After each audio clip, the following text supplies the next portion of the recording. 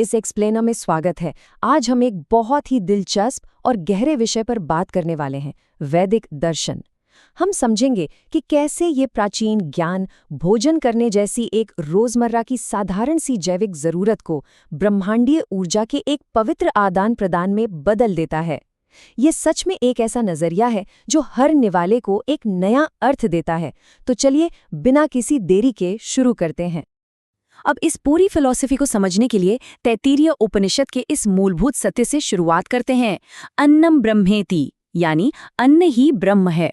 यह घोषणा स्पष्ट रूप से कहती है कि जो जीवन को पोषण देता है वो कोई मामूली बायोलॉजिकल फ्यूल नहीं है, बल्कि यह स्वयं दिव्य चेतना का प्रत्यक्ष रूप है।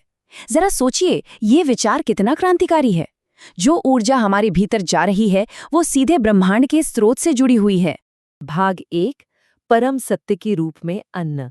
इस गहरी बात को समझने के लिए हमें ये देखना होगा कि भोजन के प्रति हमारा नजरिया कैसे बदलता है। आज के आधुनिक और व्यस्त समय में हम अक्सर खाने को बस शरीर चलाने वाले एक ईंधन की तरह देखते हैं, जिसे बस जल्दी से खा लिया जाए, है ना?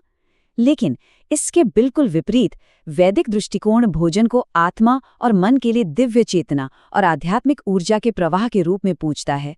यह सिर्फ पेट भरने के बारे में नहीं है, बल्कि हमारी चेतना को स्वस्थ रखने के बारे में है। भाग 2, पोषण के तत्व। अब अगर हम दर्शन शास्त्र से थोड़ा बायोलॉजिकल स्तर पर आएं, तो ये देखना सच में अद्भुत है कि अन्न का हर एक दाना कैसे बनता है। ये पूरे ब्रह्मांड का एक कोलैबोरेशन है। सूरज अपनी तेज किरणों से बीज में अग्नि और जीवन फूंकता है, फिर जल अपनी करुणा के साथ उस बीज को सींचता है और अंत में धरती माता अत्यंत धैर्य के साथ उस फसल को धारण करती है। ये प्रकृति का सबसे खूबसूरत तालमेल है। और इसीलिए, क्योंकि अन्न का हर एक कण इन दिव्य प्राकृतिक तत्वों का एक पवित्र मिलन है, भोजन से पहले कृतज्ञता जताना इतना जरूरी हो जाता है। खाने से पहले एक पल रुककर प्रार्थना करना कोई अंधविश्वास नहीं है, बल्कि ये एक बहुत ही ग्राउंडिंग दैनिक अनुष्ठान है। ये हमारे शरीर को उस ऊर्जा को ग्रहण करने के लिए तैयार करता है। भाग 3, जैसा अन्न वैसा मन।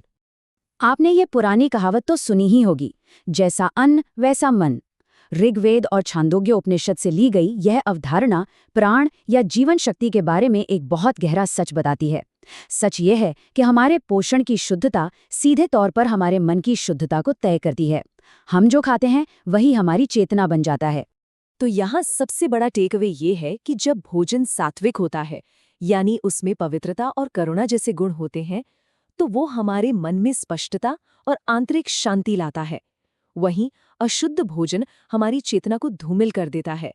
यही कारण है कि हमारी प्राचीन परंपराओं में, खासकर सुबह के समय, रसोई में शांति और मौन बनाए रखने पर इतना जोर दिया जाता था, क्योंकि रसोई का शांत माहौल भोजन की आध्यात्मिक कंपन या वाइब्रेशन को बढ़ा देता है। भाग 4, भीतर की पवित्र अग्नि। अब इस आंतरिक पवित्रता को बनाए रखने के लिए वैदिक दर्शन पाचन की पूरी प्रक्रिया को ही बदल कर रख देता है। इसे ध्यान से समझिएगा। जिस तरह हम देवताओं को प्रसन्न करने के लिए एक पवित्र अग्नि में आहुति देते हैं, जिसे यज्ञ कहा जाता है, ठीक उसी तरह वैदिक दृष्टिकोण में भोजन करने को मानव शरीर की पवित्र पाचन अग्नि में दी जाने वाली आहुति माना गया है। हमारा शरीर एक वेदी बन जाता है। यह विचार भगवद गीता में भगवान श्री कृष्ण की शिक्षाओं में बहुत खूबसूरती से झलकता है, जहां वो बताते हैं कि यज्ञ की इस भावना के साथ भोजन करना हमें केवल स्वाद के लालच से ऊपर उठाता है, जीवन में संतुलन लाता है और हमें कर्म के बंधनों से मुक्त करके उच्च आध्यात्मिक स्थिति की ओर ले जाता है। भाग 5, अन्नपूर्णा और ब्रह्मांडीय करुणा। चलिए अब व्यक्तिगत शरीर से थोड़ा बाहर निकलकर पूरे ब्रह्मांड के स्तर पर इस बात को देखते हैं। पुराणों में एक बहुत ही प्रभावशाली प्राचीन कथा है। एक बार सृष्टि में भयंकर अकाल पड़ा। भोजन की इतनी कमी हो गई कि सभी प्राणी न सिर्फ शारीरिक रूप से बल्कि आध्यात्मिक रूप से भी गहरे असंतोष और कष्ट में डूब गए। तब ऐसे कठिन समय में दिव्य करुणा के एक अद्भुत रूप में देवी अन्नपूर्णा का प्राकट्य हुआ।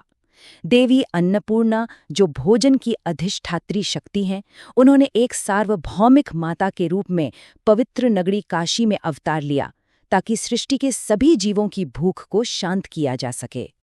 पर ध्यान देने वाली बात यह है कि वो केवल शारीरिक भुखमरी मिटाने वाली देवी नहीं है। उनका रूप उस ब्रह्मांडीय करुणा का प्रतीक है जो पूरे ब्रह्मांड को थामे हुए है। वे मन, बुद्धि और आत्मा सभी को तृप्त करने वाली सर्वोच्च मातृशक्ति हैं। इसी संदर्भ में स्कंद पुराण काशी को देवी अन्नपूर्णा की शाश्वत नगरी मानता है। और पता है, वहां अन्नदान को सबसे बड़ा दान क्यों कहा गया है? क्योंकि जब कोई किसी भूखे को अन्न देता है तो वो दान देने वाला व्यक्ति वस्तुतः ईश्वर की करुणा का एक सीधा माध्यम बन जाता है। यह जीवन चक्र को चलाए रखने का सबसे पवित्र तरीका है। भाग 6, आध्यात्मिक साधना के रूप में भोजन। इन सभी प्राचीन बातों को एक साथ पिरोकर देखें तो हमें समझ आता है कि आज की इस भाग-दौड़ भरी जिंदगी में भी हम अपने डाइनिंग टेबल पर एक गहरी आध्यात्मिक साधना कर सकते हैं। हमें बस अहंकार और लोभ को छोड़कर भोजन को ईश्वरीय भेंट यानी प्रसाद के रूप में ग्रहण करना शुरू करना है। ये छोटी सी रोजमर्रा की आदत खाना पकाने और खाने को एक सक्रिय ध्यान या एक्टिव मेडिटेशन में बदल देती है, जो न केवल हमारे दिन भर के तनाव को कम करती है बल्कि हमें ब्रह्मांड की व्यवस्था के साथ सीधे जोड़ती है। तो इस एक्सप्लेनर के अंत में हम एक बहुत ही शक्तिशाली विचार के साथ आपको छोड़ना चाहेंगे। जब आपकी थाली में अगला भोजन परोसा जाएगा तो क्या वो सिर्फ एक बायोलॉजिकल फ्यूल होगा या परमात्मा के साथ जुड़ने का एक संवाद? ये एक ऐसा सवाल है जो हमारे रोज खाना खाने के अनुभव को हमेशा के लिए एक पवित्र अनुष्ठान में बदल सकता है। हमारे साथ इस एक्सप्लेनर में जुड़ने के लिए बहुत बहुत धन्यवाद।